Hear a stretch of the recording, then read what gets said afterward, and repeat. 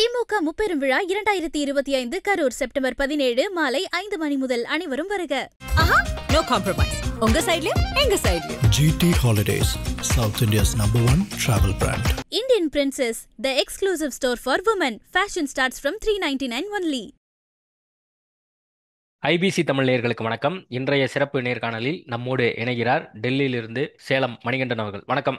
வணக்கம் சர்மா. டெல்லிக்கு வந்திருக்கணும் வழி சொந்த ஊர் சேலம் தான். எப்பயும் சேலத்துல தான் இருப்பேன். சொல்லுங்க. அதான் எடப்பாடி பழனிசாமியை வரவேற்றீங்க, மாலையெல்லாம் போட்டீங்க. சிபி ராதாகிருஷ்ணனை சந்திச்சிருக்காரு. அதே மாதிரி அமித்ஷாவை சந்திக்க போறாரு. கிட்டத்தட்ட ஒரு 45 நிமிஷம் இருக்க போகுது. உட்கட்சி விவகாரமா இல்ல கூட்டணி சம்பந்தமான பேச்சுவார்த்தை அடுத்த கட்டத்துக்கு நகருது அப்படின்னு புரிஞ்சுக்கலாமா? சங்கர் சர்மா ஸ்டுடியோ ரூம்ல உட்காந்துட்டு பெரிய நெட்வொர்க் வச்சிருப்பீங்களாட்டு இருக்குது. சந்தித்தது, நடந்தது, சந்திக்க போவது, எவ்வளவு நேரம் சந்திக்க இப்பதான் போறாங்க டெல்லியில ஒருத்தர் அப்படின்னா பேசினேன். அவர் தான் எல்லா தகவலும் கொடுத்தாரு. உங்கள்ட்ட ஏதாவது தகவல் வாங்கணும். துல்லியமா எல்லாமே துல்லியமா சொல்றீங்களா? ஆமா. ரைட்டுங்க, விஷயத்துக்கு வரேங்க. காலையில 9 மணி பிளைட்ல சென்னையில இருந்து மரியாதைக்குரிய பொதுச் செயலாளர் அவங்க வந்திருந்தாங்க. கூட பாத்தீங்க அப்படின்னா கட்சியினுடைய பொருளாளர் திண்டுக்கல் சீனிவாசன் அவர்கள், திரு எஸ்பி வேலுமணி அவர்கள் கூட வந்திருந்தாங்க. அதே மாதிரி பாத்தீங்கன்னா தனபால் அவர்கள் எம்பி, இப்ப புதிதா நியமிக்கப்பட்ட ராஜ்யசபா எம்பி அவர்களும், ஐஎஸ் இன்பதுரை அவர்களும் இங்க இருந்தாங்க. கூடுதலா பாத்தீங்கன்னா திரு தம்பிதுரை ஐயா அவர்கள் அரை மணி நேரத்துக்கு முன்னாடி விமான நிலையத்துல வந்து காத்துக்கிட்டு இருந்தாரு. எல்லாருமே அங்க வரவேற்றோம். டெல்லி அதிமுக சார்பா பேண்டு வாத்தியங்கள் முழங்க ஒரு பிரம்மாண்டமான வரவேற்பு பொதுச்செயலர் கொடுக்கப்பட்டது. அதுக்கப்புறம் அவர் வந்து பாத்தீங்கன்னா தங்கின அந்த ஹோட்டலுக்கு போனார். தமிழ்நாடு ஹவுஸ்ல ஆக்சுவலா அவர் தங்கல. அந்த ஹோட்டல்ல போய் சிறிது நேர ஓய்வுக்கு பின்னாடி பாத்தீங்க அப்படின்னா மிகச்சரியா 12:15 மரியாதைக்குரிய இந்திய துணை ஜனாதிபதி, நம்ம ஒரு தமிழர் அப்படின்னு பெருமைப்பட்டுக்கிற திரு சிபி ராதாகிருஷ்ணன் ஐயா இல்லத்துக்கு உள்ள போயிருந்தாரு. கூட நாங்களும் போயிருந்தோம். பட் நாங்கெல்லாம் ரிசப்ஷன்ல வெயிட் பண்ணிட்டு இருந்தோம். 12:15 உள்ள 2 பேரும் சந்திக்க போனாங்க. போயிட்டு திரு எடப்பாடி ஐயா திரும்ப வெளியே வர்றப்ப பாத்தீங்கன்னா 2:35 சரியான டைம், ஏறத்தாழ 2.25 மணி நேரம். இதுல நான் உள்ள அறிஞ்ச விஷயம் என்னன்னா, முதல் ஒரு 20-25 நிமிடங்கள் எல்லாருமே கூட பொதுச் செயலரோட நான் சொன்ன 5 பேரும் கூட போயிருந்தாங்க. எல்லாரும் மரியாதைக்குரிய இந்திய துணை ஜனாதிபதி அவர்கிட்ட பேசிக்கிட்டு இருந்துட்டு, அதுக்கப்புறம் பாத்தீங்கன்னா துணை ஜனாதிபதி ஆனதுக்கு அப்புறம் அவருடைய அபிஷியல் ரெசிடென்ஸ்ல அவர் கொடுத்த முதல் விருந்து இன்னைக்கு அதான் இருக்கும் அப்படின்னு நினைக்கிறேன். கொங்கு சைவ விருந்து. ஆமா, கொங்கு சைவ விருந்து. அதுல பாத்தீங்க அப்படின்னா ஆமா, திரு பொதுச் செயலாளர் வந்து இன்னைக்கு செவ்வாய்க்கிழமை அப்படிங்கிறதுனால அசைவம் வந்து சாப்பிட மாட்டார். நான் அறிஞ்ச வரைக்கும் துணை ஜனாதிபதி ஐயா கிட்டத்தட்ட 30 வருஷமா சைவங்கிறதுனால கொங்கு சைவ விருந்து.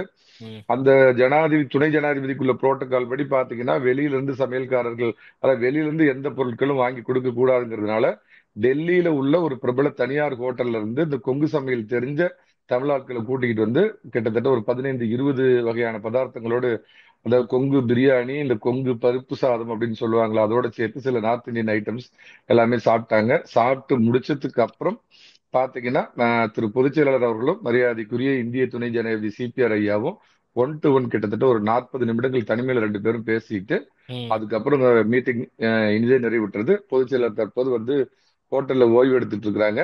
நான் அறிந்தவரை ஒரு சரியா 8 மணிக்கு மரியாதைக்குரிய உள்துறை அமைச்சர் எங்க டெல்லி பாஷா பாய் அவர்களை நம்ம தமிழகத்து பாஷா பாய் சந்திக்க போறதா கேள்வி. Okay sir. கடந்த முறை வந்து எடப்பாடி பழனிசாமி 6 கார் மாறி எல்லாம் போய் அமித்ஷாவை வந்து சந்திச்சாரு அப்படின்லாம் வந்து செய்திகள் வந்துச்சு. இந்த முறை வந்து அவருடைய இல்லத்துக்கு பக்கத்திலேயே வந்து ரூம் போட்டிருக்காங்க அப்படின்லாம் கூட சொல்றாங்க. மன்னிக்கிடுங்க, ராஜா மான்சிங் தாஜ் ஹோட்டல் அப்படிங்கிறது எங்க இருக்குது?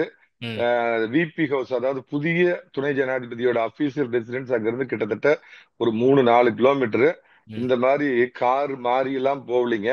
ஒரே ஒரு கார் தமிழ்நாடு இல்லத்துல இருந்து கவர்மெண்ட் ஆஃப் தமிழ்நாடு அனுப்பப்பட்ட அந்த அரசு வாகனத்துல தான் மரியாதைக்குரிய பொதுச் செயலாளர் அவர்கள் ஏர்போர்ட்ல இருந்து வந்து ஓய்வு எடுத்துட்டு ஹோட்டல்ல திரும்ப பாத்தீங்கன்னா மரியாதைக்குரிய துணை ஜனாதிபதி அவர்களை சந்திச்சது அந்த கார்ல தான். அதனால 6 காரு மாறி, 7 பஸ் மாறி, 8 ஆட்டோ பிடிச்சு, 9 ரிக்ஷா வண்டியில போய் 10ஆவதா போய் இந்திய துணை ஜனாதிபதி சந்திக்கல அப்படிங்கறது திட்டவட்டமா சொல்றாங்க. செங்கோட்டையன் வந்து அமித்ஷாவை கடந்த சில நாட்களுக்கு முன்னாடி சந்திச்சிருந்தாரு. அது தொடர்பாகவும் வந்து இன்னைக்கு பேசப்படும் அப்படின்லாம் வந்து பல்வேறு கருத்துக்கள் வந்துட்டு இருக்கு. முதல்ல ஒரு விஷயத்தை சொல்லிடுறேங்க. துணை ஜனாதிபதியோடு அரசியல் பேசுறதுக்கு நிச்சயமா வாய்ப்பு இல்லை. நான் அறிஞ்ச வரைக்கும் பாத்தீங்க அப்படின்னா, ஏன்னா துணை ஜனாதிபதி அப்படிங்கிறவர் நாட்டுக்கே பொதுவானவர், எல்லாத்துக்கும் பொதுவானவருங்கிற அடிப்படையில ம், ஒரே மண்ணை சேர்ந்தவர்களாக இருந்தாலும் தமிழர்களாக இருந்தாலும் ரெண்டு பேரும் எதுவும் அரசியல் பேசிக்கல. ம், ஆனா திரு எடப்பாடி ஐயா அவர்கள் துணை ஜனாதிபதி கிட்ட பேசுறப்ப, நீங்க வந்தது எங்களுக்கு எல்லாம் மட்டற்ற மகிழ்ச்சி. நீங்க இந்தியாவுக்கே பொதுவானவரா இருந்தாலும் நம்ம தமிழக மண்ணை சேர்ந்தவர் அப்படிங்கிறதுனால தமிழகத்துக்கு நீங்க கூடுதலா நிறைய நிதிகள் கிடைக்கிற மற்ற விஷயங்களுக்கு எல்லாம் நீங்க உதவி செய்யணும்னு ஒரு கோரிக்கை வச்சார் அப்படின்னு கேள்விப்பட்டேன். இதை தாண்டி துணை ஜனாதிபதி கிட்ட எந்த அரசியலும் விவாதிக்கப்படவில்லை. அதே மாதிரி அதிமுகவுடைய ஹையர் அபிஷியல் அந்த சோர்ஸ்ல இருந்து எனக்கு வந்த தகவலை சொல்றேன். எந்த விதத்திலையும் திரு செங்கோட்டையனை பத்தி பொதுச் செயலர் பேச மாட்டார் அப்படின்னு எனக்கு உறுதிப்பட தகவல்கள் கிடைச்சது. ஏன்னா செங்கோட்டையன் கட்சி ஒழுங்கீனத்திற்காக கட்சி பொறுப்புகளில் இருந்து நீக்கி வைக்கப்பட்டுள்ளார். ம், அவரை பத்தி பாஜகவுடைய தலைவர் அமித்ஷா கிட்ட எதுவுமே பேச மாட்டார் அப்படின்னு நான் கேள்விப்பட்ட தகவல் நம்பர் 1. ம், நம்பர் 2 என்ன அப்படின்னு பாத்தீங்கன்னா, எந்த விதத்திலையும் இந்த கட்சியிலிருந்து விலக்கி வைக்கப்பட்ட 3 இண்டிவிஜுவல்ஸ், அதாவது பாத்தீங்கன்னா அதிமுகவை கைப்பற்றுவதற்காகவே நான் கட்சி தொடங்கி இருக்கிறேன் அப்படின்னு சொன்ன நபர், ம், நான் இன்னமும் இந்த கட்சியினுடைய ஒருங்கிணைப்பாளரா இருக்கிறேன் அப்படின்னு சொல்லிட்டு கீழ் கோர்ட்டு, மேல் கோர்ட்டு, ஹை கோர்ட்டு, அதுக்கு ம், மேல ஐநா கோர்ட்டு, உலக கோர்ட்டு, ஃபுட் கோர்ட்டு, டென்னிஸ் கோர்ட்ல எல்லாம் கேஸ் போட்டுட்டு இருந்த நபரும், அதே ம். மாதிரி அதிமுக அலுவலகத்திலிருந்து களவாண்டுகிட்டு போன 500 லெட்டர் பேடையும் 500 விசிட்டிங் கார்டையும் வச்சுக்கிட்டு நான் தான் இந்த கட்சியுடைய பொதுச் செயலாளர்னு தானே சொல்லிட்டு வீட்டுல வெளியே வந்து பேட்டி கொடுத்துட்டு உள்ள போய் உட்கார்ந்துக்கிற அந்த அம்மாவையும் அதிமுகவில் எக்காரணம் கொண்டும் சேர்க்க மாட்டோம் அப்படிங்கிற தகவலை சர்மா நிறைய பிளைட்ல எல்லாம் போயிருப்பீங்க. ம், இந்த ஃபைனல் கால் அப்படின்னு சொல்லுவாங்க ஏர்போர்ட்ல பாத்தீங்கன்னா, இறுதி அழைப்பு ம். போர்டிங் ஆகுங்க அப்படின்னு. அந்த மாதிரி ஃபைனல் கால் இவங்க 3 பேரையும் எந்த விதத்திலும் கட்சியில் சேர்ப்பதுங்கிற பேச்சுக்கே இடமில்லை அப்படின்னு தொண்டர்களுடைய பொதுக்குழுவுடைய அந்த உணர்வுகளை இறுதியா திட்டவட்டமா தெரிவிப்பார் திரு பொதுச் செயலாளர் அப்படின்னு நான் கேள்விப்பட்டேன். ஒண்ணு. அதுக்கப்புறம் பாத்தீங்க அப்படின்னா திரு தினகரனோ இல்ல பன்னீர்செல்வம் அவர்கள் வேற ஏதாவது ஒரு கட்சி அப்படின்னு அவர் தொடங்கினாவோ ம். தேசிய ஜனநாயக கூட்டணியில் அவங்க தொடர்வதற்கு எனக்கு எந்த ஆட்சேபனையும் இல்லை அப்படிங்கிற கருத்தை தெரிவிப்பார் அப்படிங்கிறது தான் நான் கேள்விப்பட்ட செய்தி. அப்போ வந்து ஓபிஎஸ்ஓ மத்தவங்களோ வந்து கட்சி தொடங்கி தேசிய ஜனநாயக கூட்டணியில் வந்தா இபிஎஸ் வந்து ஏத்துப்பாரு. இல்ல நீங்க குதர்க்கமா அதுல ஒரு கேள்வி கேட்காதீங்க. ம், அவர் அதிமுகவுடைய ஒருங்கிணைப்பாளர்னு இன்னமும் கிளைம் பண்ணிட்டு இருக்கிற ஒருத்தர் எப்படி அந்த கூட்டணியின் தமிழகத்திற்கு தலைமை வைக்கக்கூடிய அதிமுக கூட்டணியில் இடம்பெற முடியும்? ம். அந்த அடிப்படையில நான் சொன்னேன். அவர் அதிமுகவோட ஒருங்கிணைப்பாளர்னு போய் அப்ப 57 கேஸ் போட்டு 6 62 வழக்கு இருக்கு வழக்கு சார். ஆடிட்டு சிவில் வழக்கு 6 வழக்கு இருக்கு ஓபிஎஸ் போட்டது. போய் ஜெயிச்சுக்க சொல்லியா? ம், போய் ஜெயிச்சுக்க சொல்லு. இப்ப ஏற்கனவே 17 கேஸ் போட்டல. அப்புறம் என்னத்துக்கு போய் நாங்க எதை வேணாலும் பண்றோம், எந்த தியாகத்தை வேணாலும் பண்றோம். அதாவது சமாதான புறாவும் பின்னாடி வந்து ஒரு அருவாளி குத்தூசி மறைச்சு வச்சுக்கிட்டு சமாதானம் பேச முடியாது. ம். இவர் சமாதானமா என்ன வேணாலும் பண்றாராம், இந்த கழகத்தை இணைப்பதற்காக எதை வேணாலும் செய்யறோம். அதுல ஒருத்தர் காலில் வேணாலும் விழுறோம்னு யாரோ ஒரு நிர்வாகி பேசினாரு. இதுல வந்துட்டு பாத்தீங்க அப்படின்னா ஏர் இந்தியாவுல இது அறிவிச்சிருக்கான், ஃப்ரீயா டிக்கெட். அதனால மொத்தமா வாங்கிச்சுட்டு இப்ப ஐநா கோர்ட்ல போய் கேஸ் போட சொல்லி நன்றி என்ன மறப்பது பேசுறீங்க? நன்றன்று, நன்றல்லது அன்றே மறப்பது நன்று அப்படின்னு இபிஎஸ் அவர்கள் நேத்து பிரச்சார மேடையில வந்து பேசினாரு. ஆனா துரோகத்தை தவிர வேற எதுவுமே அவருக்கு தெரியாது அப்படின்னு டிடிவி தினகரன் சொல்றாரு. யாரு இவரு சொல்றாரு? ம், அந்த இன்னொருத்தர் இருக்கிறாரு பாத்தீங்களா, அதாவது 3 டைம் வந்து அதிர்ஷ்டத்தினால அந்த யானை யாரு தலையிலே தூக்கி இப்படி மாலையை போடும், அது 3 தடவை ஒருத்தர் தலையிலே விழுந்தது பாத்தீங்களா? பதவி கொடுத்த அந்த அம்மா மேல அம்மாவுடைய மரணத்துல வந்து சந்தேகம் இருக்குது அப்படின்னு சொல்லி கொலைப்பழி சுமத்தின துரோகி பன்னீர்செல்வமா, இல்ல பாத்தீங்கன்னா அந்த அம்மாவை எடுத்து தர்ம யுத்தம் கருமாந்திர யுத்தம் நடத்துனது பன்னீர்செல்வமா, ம், அதே மாதிரி என் கையை முறுக்கி என்னை மிரட்டி என்னை ஓங்கி அடிச்சு கையெழுத்து வாங்கினார் டிடிவி சார் அப்படின்னு பேட்டி கொடுத்த பன்னீர்செல்வமா. ம். ஆனால் வயதில் என்னை விட பெரியவர், நான் முதலமைச்சர் ஆவதற்கு அவரும் ஒரு காரணம் என்ற அடிப்படையில் நான் அவர் காலில் வணங்கின விழுந்து அப்படின்னு சொன்ன எடப்பாடி பழனிசாமி துரோகியா? இதை பாக்குற நேயர்களே முடிவு பண்ணிக்கிட்டோம். இல்ல கூவத்தூர்ல என்ன நடந்தது அப்படின்னு சொல்லி டிடிவி தினகரன் சொன்னதை நீங்க பார்த்திருப்பீங்கன்னு நினைக்கிறேன். கூவத்தூர் என்ன நடந்ததா? என்ன ம். இவர்தான் இது பண்ணாராமா? அதிமுகவுடைய இல்ல ஒட்டுமொத்த சிஎம் வேட்பாளரை அறிவிக்கிறதுக்கு முன்னாடி என்ன வந்து சொல்லி கையெழுத்து வாங்குறது மத்தவன் யாருக்கும் தெரிஞ்சிட வேண்டாம் அப்படின்னு சொல்லி அவர் சொன்னதா அவரே சொல்றாரு. அவரு இதே ஒரு கதை விட்டுட்டு இருந்தாரு. அதிமுக ஸ்லீப்பர் செல் இருக்கிறாங்கன்னா ம், மொத்தமா ஸ்லீப் ஆயிட்டாங்களா? ஸ்லீப்பிங் மோடுக்கு போயிட்டாங்களா? அவர் எதையாவது மீடியா டென்ஷனுக்கு மூஞ்சி ரொம்ப அப்பாவியா வச்சுக்கிட்டு ம், எதுக்குமே டென்ஷன் ஆகாத மாதிரி பேசிட்டு இருப்பாரு. ம், அவர் ஏன் இத்தனை நாள் எங்க சொன்னாரா அந்த கதையெல்லாம் வந்து? ம், அதாவது அதிமுகவுடைய அத்தனை எம்எல்ஏக்கள் அன்னைக்கு சப்போர்ட் பண்ணலாம் திரு எடப்பாடி பழனிசாமி அவர்கள் முதலமைச்சரா வந்திருக்க முடியுமா? ரெண்டாவது இன்னொரு விஷயத்த முதல்ல சொல்லிடுறேன். ம், அன்னைக்கு முதல்ல இவங்க தேர்ந்தெடுத்தது தான் இந்த இந்த காட்டி கொடுத்த செங்கிஸ்கான் செங்கோட்டையன் தான் தேர்ந்தெடுத்தாங்க முதல்ல. ம், ஆனா அது எப்பயுமே இந்த செங்கோட்டையன் பன்னீர்செல்வம் இதெல்லாம் பாத்தீங்கன்னா சைக்கிள்ல கேரியர்ல பின்னாடி உட்காந்துருக்காங்க. முன்னாடி ஒருத்தர் கஷ்டப்பட்டு எடப்பாடி பழனிசாமி நேரத்துக்கு ஒருத்தர் வண்டி ஓட்டிட்டு போனோம். சைக்கிள்ல பின்னாடி இவங்க நல்லா வசதியா உட்காந்துட்டு குச்சியை சாப்பிட்டுட்டு வர்ற கேஸுங்க இதெல்லாம். ம், இவங்க ஒரு முன்னின்று ஒரு கட்சியவோ ஒரு ஆட்சியவோ இல்ல ம், ஒரு தனிப்பட்ட முறையில ஒரு இயக்கத்தை நடத்துறதுக்கோ எந்த திராணியும் இல்லாம யாராவது ஒரு வலுவான கரம் சைக்கிள் பிடிச்சி ஓட்டணும், அவங்க சைக்கிள் அமுத்தணும், பின்னாடி உட்காந்துட்டு குச்சி ஐஸ் இல்ல மிச்சர் சாப்பிட்டுட்டு வர்ற கேஸுங்க இதெல்லாம். ம். அதிமுகவுடைய அறுதி பெரும்பான்மை அத்தனை எம்எல்ஏக்கள் சப்போர்ட்டும் இல்லைன்னா திரு எடப்பாடி பழனிசாமி இன்னைக்கு முதலமைச்சரா வந்திருக்க முடியாதுங்கிறதா ஆர்த்திச்சூடி. இல்ல, அந்த அவர் சொல்றாரு அடிப்படையில் மொத்தம் புரிஞ்சுக்க. 122 எம்எல்ஏக்கள் இபிஎஸ்க்கு ஆதரவால இருந்தாங்க, முதலமைச்சரா தொடர்ந்து இருக்க முடியும் அப்படிங்கிற ஒரு விஷயத்தையும் சொல்றாருல்ல. கிராமப்புறத்துல ஒரு பழமொழி சொல்லுவாங்க, யோக்கியம் வரான் சொம்ப எடுத்து உள்ள வைப்பாங்க. அம்மா உயிரோடு போயஸ் கார்டன் ரோட்டுக்குள்ள இவரால காலம் மிதிக்க முடிஞ்சுதா? இவ்வளவு கேள்வி கேட்கிறாரு. என்னமோ அதிமுக இவங்க சம்பாரிச்சு வச்ச சொத்து மாதிரி என்னமோ இல்ல, அவர் இவரு என்ன கேக்குறாரு, கேக்குறாரு. 1972 74 இருந்து என்னமோ இவர் ஏதோ கட்சியை உருவாக்கி இவரு எல்லாம் பண்ணிட்டு இருக்கிற மாதிரிலாம் இவர் பேசிட்டு இருக்காருங்கிறாரு. அதை போய் பொதுக்குழு கிட்ட கேட்க சொல்லுங்க. ம், அவர் ஒட்டுமொத்தமா தேர்ந்தெடுத்திருக்கிறாங்களா? பொதுக்குழு கேட்க சொல்லுங்க, செயற்குழு கேட்க சொல்லுங்க.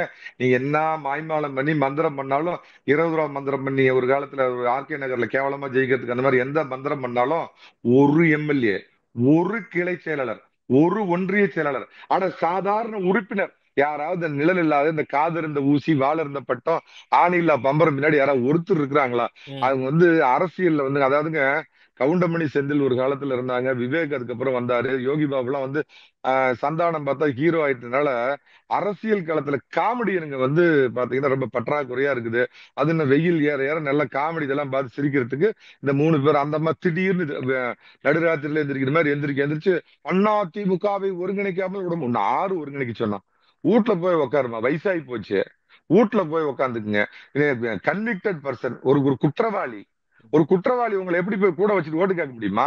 ஜெயிலுக்கு போனவங்களை வச்சு அம்மா ஜெயிலுக்கு போக காரணமா இருந்த இந்த அம்மாவை வச்சுட்டு ஓட்டு கேட்க முடியுமா? தினகரனை கடைசி வரைக்கும் அம்மா வந்து அந்த தெரு பக்கமே விடல. இவரை இந்த ஆக்டோபஸ் கொண்டாந்து வச்சுட்டு ஓட்டு கேட்க சொல்றீங்களா? கட்சி சின்னத்தை 2 தடவை முடக்கி அம்மா உட்காந்து அந்த சேரை எட்டி உதைச்சு அலுவலகத்தை அடிச்சு நொறுக்கு குண்டற்படையை ஏவி விட்ட பன்னீர்செல்வத்தை சேர்த்துக்க முடியுமா? 2 தடவை சின்னத்தை முடக்கின அந்த துரோகியை சேர்த்துக்க முடியுமா? பன்னீர்செல்வம் பேர் வச்சிருக்கிற யாரையும் சேர்த்துக்க மாட்டாங்க அதிமுக. கைகூலின்னு சொல்லி சொல்றாரு. இது யார சொல்றாரு அவரு? யார் சொல்றாரு எனக்கு புரியல. யார் சொன்னது இந்த வார்த்தை? இல்ல யார் சொன்னது எனக்கு புரியல. எடப்பாடி கைக்கூலிங்கிற வார்த்தை. பழனிசாமி சொன்னார்ல வடபழனி கூட்டத்துல. கைக்கூலினா அது சொன்னவங்களுக்கு தெரியும், பாக்குறவங்களுக்கு தெரியும். சர்மாவுக்கு மட்டும்தான் தெரியாது. கைக்கூலியாக இருந்து செயல்பட்டவர்கள் யார்? இன்னும் ஒண்ணுங்க, இல்ல, ஒரு கைகூலியாக குடும்பத்தின் இருந்தவங்கள விடிய நாங்க அடையாளம் கண்டுபிடிச்சிட்டோம், எல்லாத்தையுமே நம்ம பார்த்தாச்சு அப்படிங்கிறாரு. அது யாரு? நம்ம ஐயா பன்னீர்செல்வம் தான்.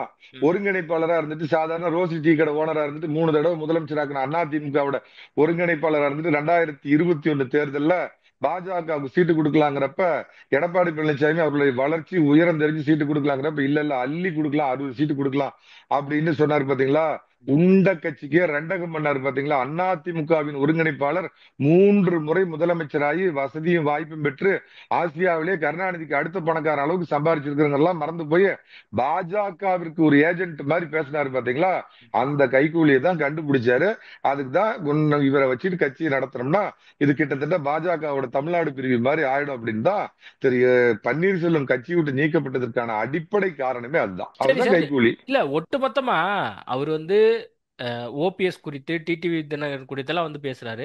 நேத்து அந்த கூட்டத்துல சசிகலாவை பத்தி அவர் எங்கேயும் சொன்ன மாதிரி தெரியலையே. அவர் கண்ணியம் கருதி எப்பயுமே அந்த அம்மாவை ஒரே ஒரு முறை எனக்கு தெரிஞ்சு விமர்சனம் பண்ணிருக்கிறார். ஏன்னா அவங்க ஒரு பெண் சிறைக்கு போனவங்க அப்படிங்கிற காரணம் ஒண்ணு, அவருக்குன்னு உள்ள அந்த நன்றி விசுவாசம். ஏன்னா அந்த அம்மாவும் ஒரு காரணமா இருந்தாங்க அவர் முதலமைச்சர் ஆகிறதுங்கிறப்ப இந்த பன்னீர்செல்வம் மாதிரி கொலை குற்றம் சொல்லிட்டு ஒரு குடும்பத்து பிடியிலிருந்து அதிமுக மீட்கணும்னு சொல்லிட்டு எத்தனை பல்ட்டி பிஎம் பாக்குறதுக்கு அப்பாயின்மெண்ட் கிடைக்கலன்னா அப்படியே நேர் எதிர் துருவத்துல இருக்கிற சிஎம் போய் பார்ப்பேன். அப்புறம் பிஎம் பார்க்க அப்பாயின்மெண்ட் கிடைக்கலன்னா மோடியவே விமர்சனம் பண்ணுவேன். அப்புறம் சிஎம் பார்த்துட்டு வந்து நாள் வந்து அந்த வீட்டு வாசலே நின்றுகிட்டு வந்து அரசியலில் நிரந்தர நண்பனும் இல்லை பகைவனும் இல்லை இல்லைன்னு சொல்லிவிட்டு அடுத்த நாள் அந்தர் பெல்ட் அடிச்சு விமர்சனம் பண்றது, அப்புறம் விஜய் வாழ்கங்கிறது. உன்னுடைய உயரத்துக்கு 3 முறை முதலமைச்சரா இருந்த ஒரு நபர் விஜய் வாழ்க போ சொல்லுங்க, பனையூருக்கு போ சொல்லுங்க, போய் கை கட்டி எங்க போனாலும் இப்படித்தான் நிக்கணும். இப்ப அங்க போய் நான் இளைய தளபதி கிட்ட போய் நிக்க சொல்லுங்க, அங்க சேவகம் பண்ண சொல்லுங்க. அவருக்கு அதிமுகவில் இடம் கிடையாதுங்க. இவங்க 3 பேரும் 3 இண்டிவிஜுவல்ஸ், இன்னும் 2 இண்டிவிஜுவல்ஸ் இருக்கிறாங்க. நம்ம கோயம்புத்தூர்ல ஒருத்தர் இருப்பாரு, நம்ம அண்ணன் கேசி பழனிசாமி. சாயந்தரம் 7 மணி ஆச்சுன்னா 9 மணி வரைக்கும் உட்காந்துட்டு அதிமுக நலம் விரும்பி மாதிரி அதிமுகவை எந்த வழியில எல்லாம் கீழ்மைப்படுத்தணுமோ, அதிமுகவை சிறுமைப்படுத்தணுமோ அத்தனையும் பண்ணுவாரு. அப்புறம் திஸ் இஸ் புகழேந்தி, அம்மாவுக்கு ஜாமீன் கொடுத்தவன் அப்படின்னு ஒருத்தர், அங்க ஒருத்தர், அந்த மாதிரி ஒரு 5-6 இண்டிவிஜுவல்ஸ் தெரியுதுங்க. என்ன 6 ஓட்டுக்காக இவங்க எல்லாம் சேர்க்க சொல்றீங்களா? 6 ஓட்டு கிடைக்கும். அவங்க ஊட்டமா கூட ஓட்டு போட மாட்டாங்க. கிளை செயலாளரா வந்தவர் அதுக்கு முன்னாடி கோமணம் கட்டிட்டு விவசாய ஏர் ஓட்டுனருக்கு தெரியும்.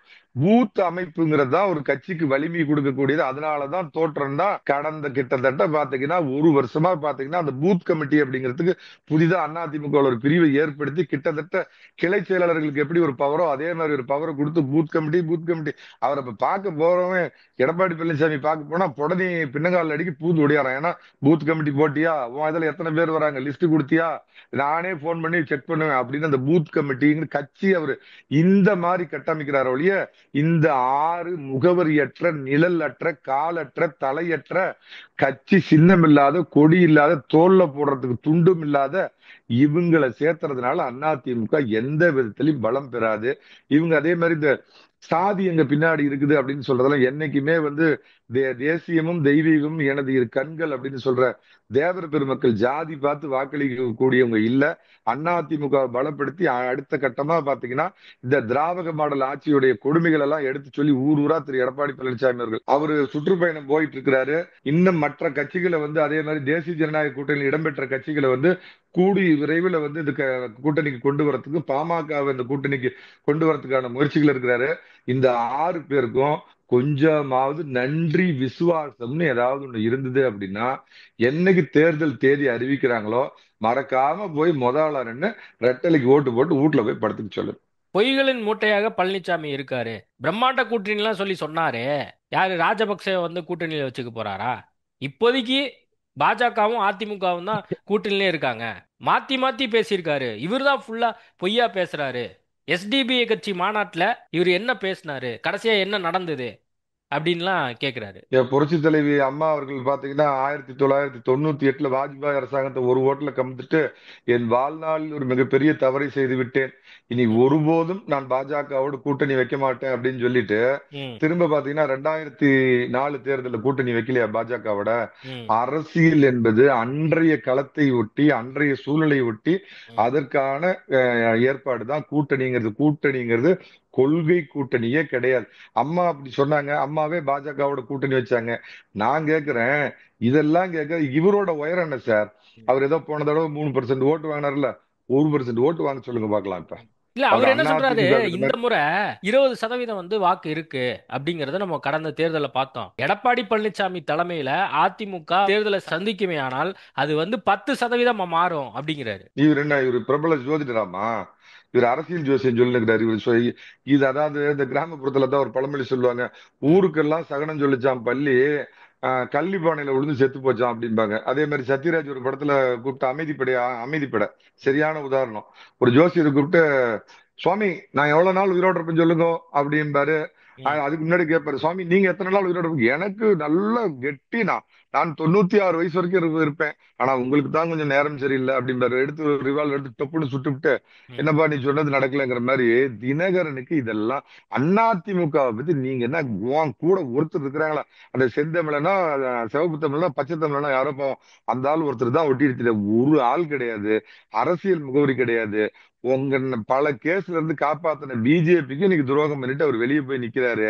அவர் அரசியல், அதாவது ஒரு பக்கம் விஜய் அப்படிங்கிற ஒரு புதிய சக்தி வந்துட்டு இருக்குது. அவரு படத்துல நிழல் முதலமைச்சரா நடிச்சவரு, நிஜ முதலமைச்சரா இருந்த பழனிசாமி. இதுல பாத்தீங்கன்னா எந்த விதத்திலயாவது இந்த ஆட்சி அதிகாரத்தை தக்க வைக்கணும்னு ரதகத அத்தனை அட்டூழியத்தையும் பண்ண துணிஞ்ச திமுக இப்படி பிரைம் பிளேயர்ஸ் 3 பேர் இருக்கிறப்ப இந்த இன்னொருத்தர் காமெடி பண்ணுவார் பாருங்க, தமிழ் தேசிய அதிபரா, ஆட்டோட மாநாடு, மாட்டோட மாநாடு, மலையோட மாநாடு, மணலோட மாநாடு. மணல் பக்கம் போக மாட்டாரு, ஏன்னா அங்க இருந்து வந்துட்டு இருக்குது. அதனால அது இந்த மாநாடு போட்டு இருக்கிற மாதிரி மூஞ்ச சீரியஸா வச்சு ஒரு தெலுங்கு நடிகர் இருப்பாரு பாருங்க, அந்த மாதிரி காமெடி பேர் வெளியே. அவரு ஊட்ட பார்க்கறதுக்கு சொல்லுங்க, இருக்கிற 2 பேர்த்த காப்பாத்திக்க சொல்லுங்க.